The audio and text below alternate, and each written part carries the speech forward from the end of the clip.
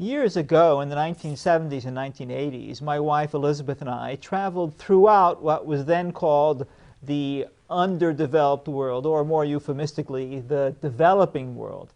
We traveled overland from New York City all the way to her hometown in southern Brazil, through Mexico, Central America, down to Chile, across the Andes and the Pampas, and then back up to São Paulo. We went to live in Japan for 2 years, and we visited Southeast Asia. We were frequently the guests or the hosts of families and friends from developing countries in Africa, the Middle East, and the Pacific. And almost everyone we met, regardless of their political views, had one thing in common, and that was great admiration, or at least envy, for the advanced, developed economies of the world, Western Europe, Japan, and of course, the United States. We, in other words, the developed countries, had the best products and the large trade surpluses. Most developing countries had massive trade deficits. We had our domestic debts under control and virtually no foreign debts to speak of. In contrast, countries like Brazil, Peru, Argentina, Indonesia, and others were absolutely buried in debt, especially to foreign banks or to the IMF. We had our money printing presses under strict control. Meanwhile, many of the developing countries, especially in Latin America, were running their money printing presses around the clock, creating wild inflation, even hyperinflation.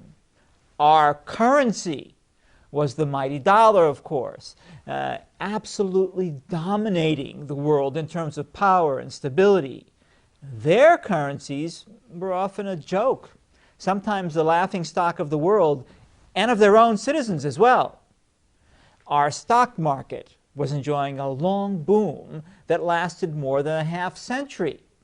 Their stock markets were at best roller coasters. You could not invest in them without the risk of economic collapse or currency devaluations or political upheavals or worse.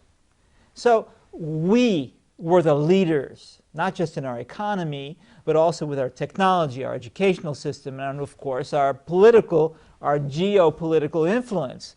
Now, all of that has reversed, and done so dramatically in a relatively short period of time. Now, emerging markets have the trade surpluses, and we have the big deficits.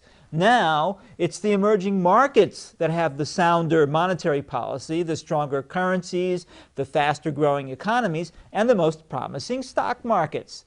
Now, they are the ones leaping ahead in technology, research, and education.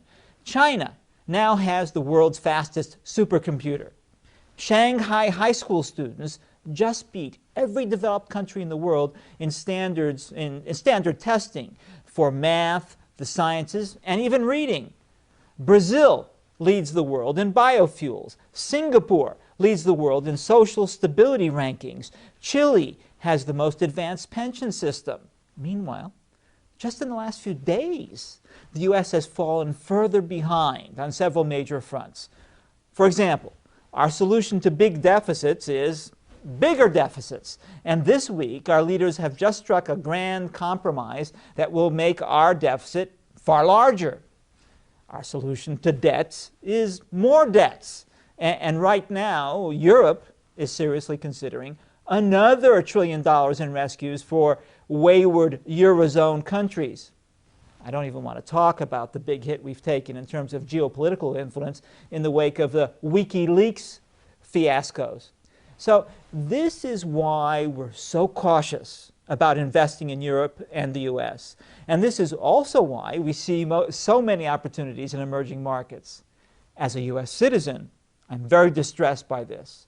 But as an investor, I'm pleased that we have choices, including a lot of very good ones, such as those offered by our experts.